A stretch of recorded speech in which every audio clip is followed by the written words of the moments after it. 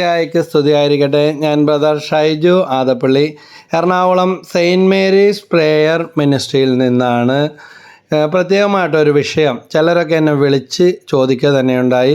Saint Mary's Prayer മിനിസ്ട്രിയുടെ YouTube ചാനലിലൂടെ വിവിധ ആവശ്യങ്ങൾ, വിവിധ വിഷയങ്ങളെ സംബന്ധിച്ച് പ്രാർത്ഥിക്കേണ്ട വചനങ്ങൾ ഏതൊക്കെയാണ്, പ്രാർത്ഥനകൾ ഏതൊക്കെയാണ്, ഇങ്ങനെ അനുദിനമെന്നോണം പോസ്റ്റ് ചെയ്യുകയും ഷെയർ ചെയ്യപ്പെടുകയും ചെയ്യുന്നുണ്ട്. അതോടൊപ്പം തന്നെ വലിയ അത്ഭുതം, അനേകർ പ്രാർത്ഥിച്ചുണ്ടാകുന്ന ഈ വചനങ്ങളും പ്രാർത്ഥനകളും വെച്ച് പ്രാർത്ഥിക്കുമ്പോൾ അഭൂതപൂർവമായ ദൈവിക ഇടപെടൽ ലഭിക്കുന്നുണ്ടെന്ന് സാക്ഷ്യപ്പെടുത്തുകയും വരികയും വിളിച്ചു പറയുകയും എല്ലാം ചെയ്യുന്നുണ്ടെന്ന് കൂടെ ഇതോടൊപ്പം ഓർമ്മിപ്പിക്കുകയാണ്. ഇതിനെല്ലാം ഓർത്ത് ഞാൻ ദൈവത്തിന് നന്ദി പറയുന്നു. അപ്പോൾ ഇന്ന് കടന്നു വന്നിരിക്കുന്ന വിഷയം ഭവനം, വീട് പണിക്ക് വേണ്ടി, ഒരു വീട് കിട്ടുന്നതിന് വേണ്ടി, അല്ലെങ്കിൽ വീട്ടിൽ ഐശ്വര്യം ഉണ്ടാകുന്നതിന് വേണ്ടി ഏത് വചനം പ്രാർത്ഥിക്കണം. അപ്പോൾ ദൈവവചനവുമായിട്ട് ബന്ധപ്പെട്ട് ഹഗായി പ്രവചനം 2-ാം അധ്യായം 1 മുതൽ 9 വരെയുള്ള വാക്യങ്ങൾ കേട്ടിട്ട് ഇതിനുള്ള വചനം, പ്രാർത്ഥിക്കാനുള്ള വചനം ഉടനടി തരാം. നമ്മുടെ ജീവിതത്തിൽ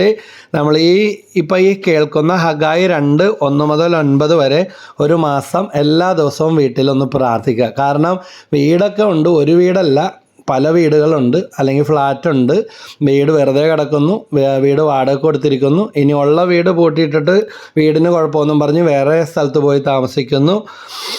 അങ്ങനെയൊക്കെയുള്ള അവസ്ഥകളാണ്, കഥകൾ, വീടുമായിട്ട് ബന്ധപ്പെട്ട് ഒരുപാട് സങ്കടങ്ങളാണ് കേട്ടുകൊണ്ടിരിക്കുന്നത്.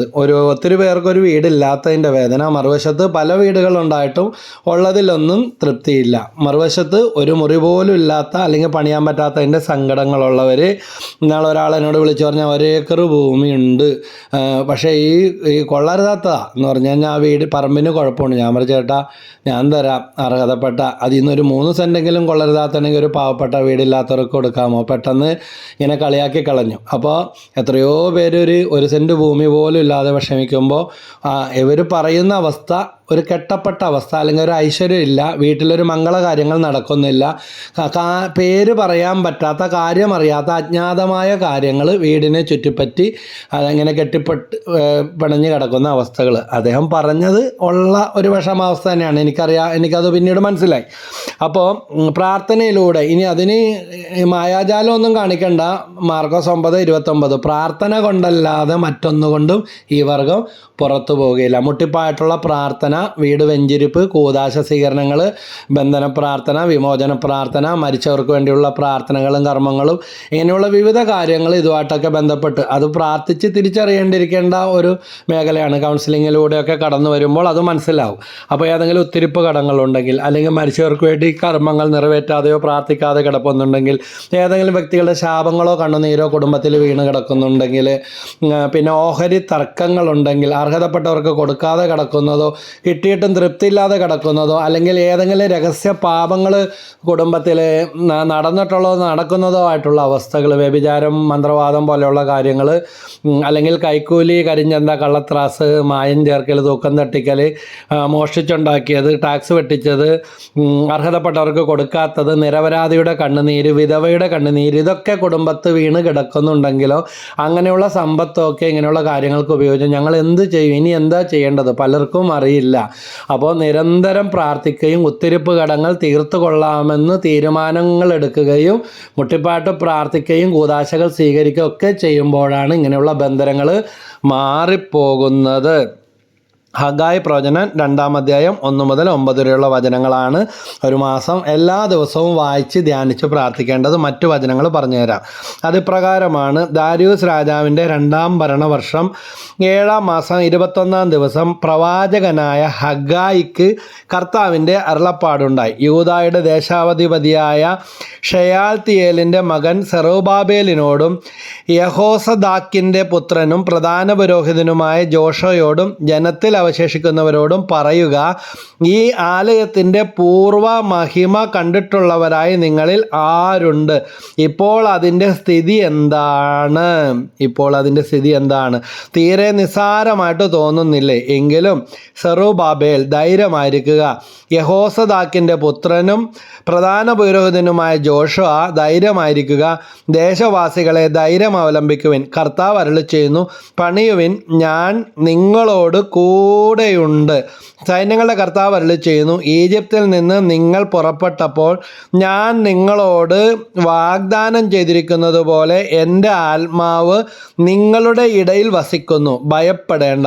സൈന്യങ്ങളുടെ കർത്താവ് അരുളിച്ചെയ്യുന്നു, അല്പസമയത്തിനുള്ളിൽ വീണ്ടും ഞാൻ ആകാശവും ഭൂമിയും കടലും കരയും ഇളക്കും. ഞാൻ എല്ലാ ജനതകളെയും കുലുക്കും. അങ്ങനെ എല്ലാ ജനതകളുടെയും അമൂല്യ നിധികൾ ഇങ്ങോട്ട് വരും. ഈ ആലയം ഞാൻ മഹത്വപൂർണ്ണമാക്കും. സൈന്യങ്ങളുടെ കർത്താവ് അരുളിച്ചെയ്യുന്നു, വെള്ളി എൻ്റേതാണ്, സ്വർണവും എൻ്റേതാണ്. സൈന്യങ്ങളുടെ കർത്താവ് അരുളിച്ചെയ്യുന്നു, ഈ ആലയത്തിൻ്റെ പൂർവ്വ മഹത്വത്തെക്കാൾ ഉന്നതമായിരിക്കും വരാൻ പോകുന്ന മഹത്വം. സൈന്യങ്ങളുടെ കർത്താവ് അരുളിച്ചെയ്യുന്നു, ഈ സ്ഥലത്തിന് ഞാൻ ഐശ്വര്യം നൽകും. സൈന്യങ്ങളുടെ കർത്താവ് അരുളിച്ചെയ്യുന്നു. വീണ്ടും വീണ്ടും വീണ്ടും പറയുകയാണ്. അപ്പോൾ ഈ വചനം എന്താണ്? വരാൻ പോകുന്ന മഹത്വം ഇതാ എങ്ങനെയായിരിക്കും? ഈ ആലയത്തിൻ്റെ പൂർവ്വ മഹത്വത്തെക്കാൾ ഉന്നതമായിരിക്കും. പണ്ടത്തെ സ്ഥിതി ഓർമ്മ മാത്രമാകും, പഴങ്കഥയായിത്തീരും. അപ്പോൾ സൈന്യങ്ങളുടെ കർത്താവ് അരുളിച്ചെയ്യുന്നു, സൈന്യങ്ങളുടെ കർത്താവ് അരുളിച്ചെയ്യുന്നു എന്നാണ് വീണ്ടും വീണ്ടും വീണ്ടും പറഞ്ഞുകൊണ്ടിരിക്കുന്നത്. അതുകൊണ്ട് ഈ വചനം ഒരു മാസക്കാലം നിശ്ചയമായിട്ടും പ്രാർത്ഥിക്കണം. കുടുംബത്തിൽ, വീട്ടിൽ ഐശ്വര്യം വരും. വീട് വിൽക്കാൻ അന്വേഷിച്ച് നടക്കുന്നതിനേക്കാൾ ഉള്ള വീട്ടിൽ ഐശ്വര്യം വരാം. ഒരെണ്ണം പണിയാൻ തുടങ്ങിക്കഴിയുമ്പോൾ അറിയാം എങ്ങും എത്തുന്നില്ല, ആകെ ഉള്ളത് തികയൊന്നുമില്ല. അതുകൊണ്ട് ബന്ധനം മാറും, കെട്ടുകൾ പൊട്ടും, അഭിഷേകം ഉണ്ടാകും. വീണ്ടും ജെറമ്യാ പ്രവചനം 29:4-5 വാക്യങ്ങൾ. ജെറുസലേമിൽ നിന്നും ബാബിലോണിലേക്ക് അടിമകളായി ഞാൻ അയച്ച സകലരോടും ഇസ്രായേലിൻ്റെ ദൈവമായ സൈന്യങ്ങളുടെ കർത്താവ് അരുളിച്ചെയ്യുന്നു, വീട് പണിത് അതിൽ വസിക്കുവിൻ, തോട്ടങ്ങൾ നട്ടുപിടിപ്പിച്ച് ഫലങ്ങൾ അനുഭവിക്കുവിൻ. എന്ത് ചെയ്യണം? വീട് പണിത് അതിൽ വസിക്കുവിൻ. ഈ വചനം ഇങ്ങനെ ആവർത്തിച്ച് പ്രാർത്ഥിക്കണം. വീട് പണിത് അതിൽ വസിക്കുവിൻ, തോട്ടങ്ങൾ നട്ടുപിടിപ്പിച്ച് ഫലങ്ങൾ അനുഭവിക്കുവിൻ. വീട് മാത്രം ഉണ്ടായാൽ പോരാ. 1 സെൻറ്റിലും 2 സെൻറ്റിലും കൊണ്ടുപോയി ഒരു വീട് വെച്ച് കഷ്ടി നിന്ന് തിരിയാനിടയില്ലാത്ത പോലെ ജീവിക്കാനല്ല ദൈവം നിങ്ങളോട് ആഗ്രഹിക്കുന്നത്. തോട്ടങ്ങളും കൂടെ ഉണ്ടാകണം വീടിന്. തോട്ടങ്ങൾ നട്ടുപിടിപ്പിച്ച് ഫലങ്ങൾ അനുഭവിക്കും. ദൈവമേ, ഈ വചനത്തിൻ്റെ അഭിഷേകത്താൽ നിറക്കണേന്ന് ഈശോയോട് പ്രാർത്ഥിക്കുന്നു. കർത്താവിനോട് പ്രാർത്ഥിക്ക്. സൈന്യങ്ങളുടെ കർത്താവ് അരുളിച്ചെയ്യുന്നു എന്നാണ് പറയുന്നത്.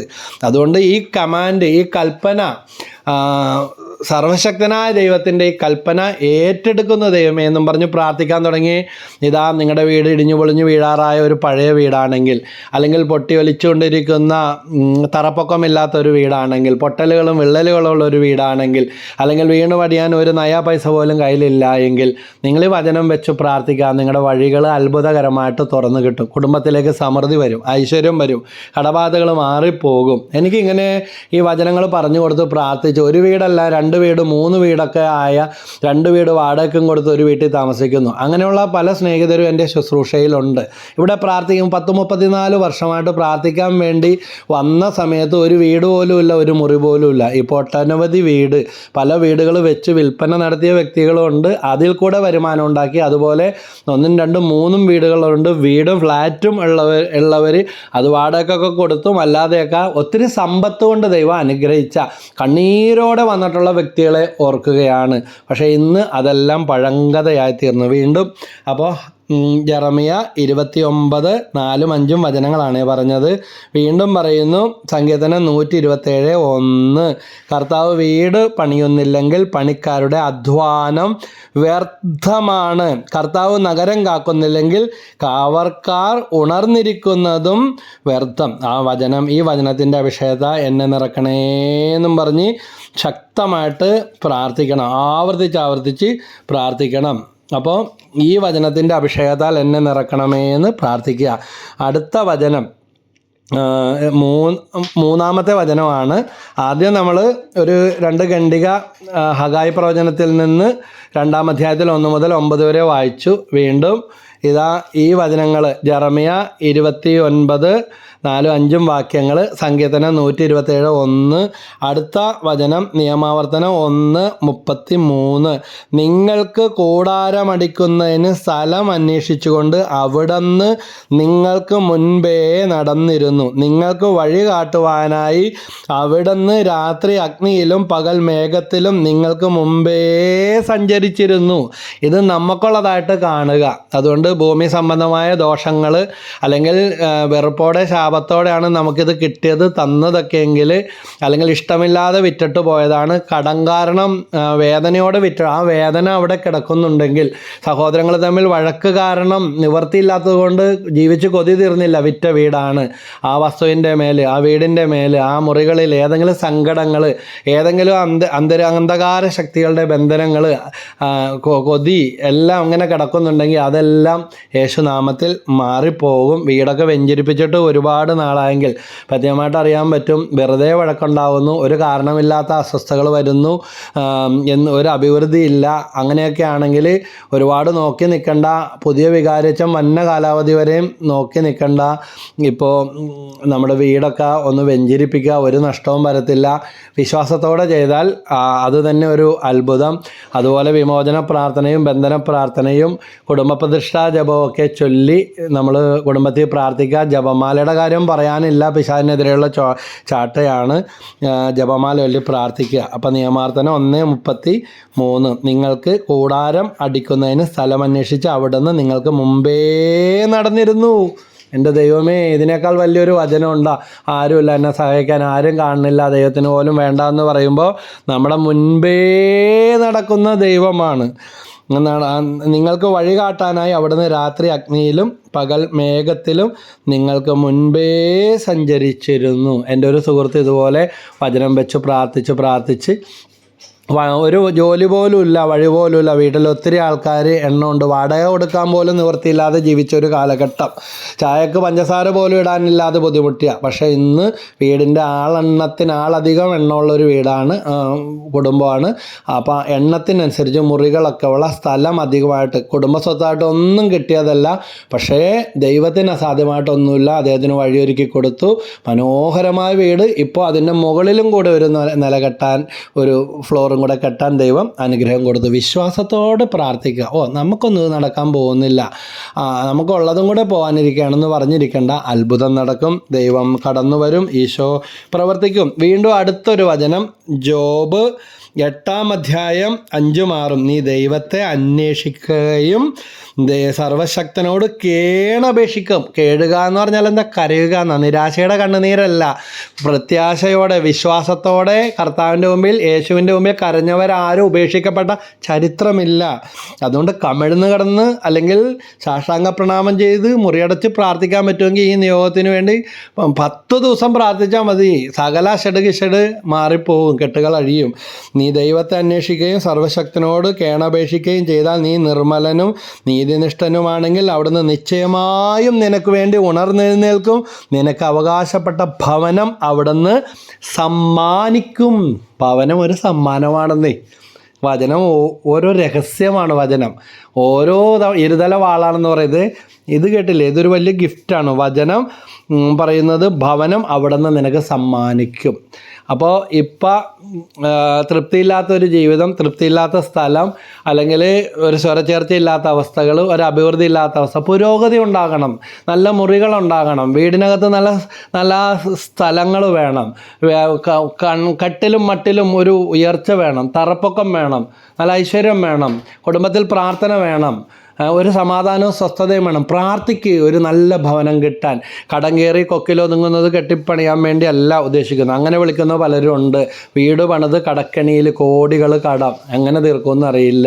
കഴിച്ചിട്ടിറക്കാനും വയ്യ, മതിച്ചെത്തുപ്പാനും വയ്യ. കിടക്കാനൊരു വീട് വേണം. അപ്പോൾ ആവശ്യത്തിൽ കൂടുതൽ പൊങ്ങച്ചോ ആഡംബരവും കാണിച്ചാൽ ദൈവം പോലും ക്ഷമിക്കത്തില്ല. അങ്ങനെ പലരും വിളിച്ച് സങ്കടത്തോടെ പറയുന്നുണ്ട്. അങ്ങനെയുള്ളവർ ഇങ്ങനെ പ്രാർത്ഥിക്കുക, ദൈവമേ എൻ്റെ അഹങ്കാരം കൊണ്ട്, അല്ലെങ്കിൽ ഞാൻ ദൈവത്തോട് ആലോചന ചോദിക്കാതെ ഉള്ളതിൽ കൂടുതൽ മേന്മ പ്രാപിച്ച് ഇങ്ങനെ ചെയ്തു പോയി, ഇന്ന് എൻ്റെ കടം തീർന്നില്ല, ഞങ്ങൾക്ക് ദൈവമേ മാപ്പപേക്ഷിച്ച് പ്രാർത്ഥിക്കുന്നു, ഈശോയെ വഴി കാണിച്ച് തരണമേ, പരിഹാരം തരണമേ. വസ്തു വിൽക്കാനും ഓഹരി വീതം കിട്ടാനും ഒക്കെ നിങ്ങൾ പ്രാർത്ഥിക്കുക. എനിക്കൊരു സഹോദരിയെ അറിയാം, ക്യാൻസറും മാറി, ക്യാൻസർ വീട്ടിൽ നിന്ന് വീതവും കിട്ടി, നല്ല ഒന്നാന്തരം ഒരു വീട്, സ്വന്തമായിട്ടൊരു പുത്തൻ ഒരു ഭവനം അവർക്ക് സ്വന്തമായി. ഈശോ നല്ലൊരു വീട് കൊടുത്തു. ഈ ക്യാൻസർ വന്ന് അല്ലെങ്കിൽ കഷ്ടി ജീവിതം തിരിച്ചു കിട്ടിയവർക്ക് അങ്ങനെ ഒരു വീടുണ്ടാവും. ഈശോന് സാധിക്കാത്തതായിട്ട് ഒന്നുമില്ല. മക്കളുടെ കല്യാണം എല്ലാം നടന്നു. അതുകൊണ്ട് ദൈവത്തിൽ ആശ്രയിക്കുക. ഒരു സഹോദരി പറഞ്ഞു ഓർക്കുക, വർഷങ്ങളായിട്ടൊരു വീടില്ല, അതിന് ഏത് വചനം പ്രാർത്ഥിക്കണമെന്ന് പറഞ്ഞു കൊടുത്തു, വീടും കിട്ടി, കല്യാണമെന്ന് പറഞ്ഞു. അത് അടുത്ത ഇങ്ങനത്തെ ഒത്തിരി സംഭവങ്ങളുണ്ട്. അപ്പോൾ വചനം വെച്ച് പ്രാർത്ഥിക്കുക. ഇതാ നമ്മൾ അസ്വസ്ഥപ്പെട്ടിട്ടോ നിരാശപ്പെട്ടിട്ടോ ഒന്നും കാര്യമില്ല. വചനങ്ങൾ വെച്ച് ഇന്ന് കേട്ട ഈ വചനങ്ങൾ ഓരോ വചനവും പ്രാർത്ഥിക്കുക. നിയമാർത്ഥനം 1:33, ജോബ് 8:5-8, സങ്കീർത്തനം 127:1, ഇങ്ങനെ ഈ പറഞ്ഞ ഓരോ വചനങ്ങളും നമ്മുടേതായിട്ട് കണ്ട് നമുക്കുള്ളതായിട്ട് ഏറ്റെടുത്ത് പ്രാർത്ഥിക്കുക. അതുപോലെ ഹഗ്ഗായി 2:1-9 വരെ എല്ലാ ദിവസവും ഒരു മാസം പ്രാർത്ഥിക്കുക. വീട്ടിൽ ഐശ്വര്യം ഉണ്ടാകും, വീട് പണിയാൻ പറ്റും, വാടക മുറി പണയമുറി മാറ്റി സ്വന്തമായിട്ട് നിങ്ങൾക്ക് നിങ്ങളുടെ പേരിൽ കിടക്കാൻ ദൈവം ഒരു ഭവനം തരും. കിട്ടിയതായിട്ട് കണ്ട് ഇന്നോട്ട് നടക്കൂലെന്നും പറഞ്ഞിരിക്കാതെ നന്ദി പറഞ്ഞ് പ്രാർത്ഥിക്കുക. ദൈവം എല്ലാവരെയും അനുഗ്രഹിക്കട്ടെ. യേശുനാമത്തിൽ ബന്ധനം കഴിയട്ടെ. ഒരു ഭവനത്തിന് വേണ്ടി ആഗ്രഹിക്കുന്ന ഒരു വസ്തു, ഓഹരി പ്രശ്നങ്ങൾ, കർത്താവെ വീട് പണിയിലെ തടസ്സങ്ങൾ, വീട് പണിതിട്ടുള്ള കടബാധകളെല്ലാം യേശുനാമത്തിൽ മാറിപ്പോട്ടെ. തിരക്തത്തിൻ്റെ ശക്തി ഇവരുടെ ജീവിതത്തിലേക്ക് കടന്നു വരട്ടെ. കർത്താവ് ഇവരുടെ മുമ്പേ നടക്കണമേ, വഴി നടത്തണമേ, വഴി ഒരുക്കണമേ, പണിയാനുള്ള സ്ഥലം, ഒരു ഭവനം ഇവർക്ക് കാണിച്ചു കൊടുക്കണമേ, ഒരുക്കി കൊടുക്കണമേ. യേശുവേ നന്ദി, യേശുവേ സ്തുതി. പരിശുദ്ധ അമ്മേ മാതാവേ, അമ്മയുടെ പാദാന്തികത്തിലേക്ക് സമർപ്പിക്കുന്നു. നിത്യം പിതാവിൻ്റെയും പുത്രൻ്റെയും പരിശുദ്ധാത്മാവിൻ്റെ നാമത്തിൽ ആമേൻ. Praise the Lord.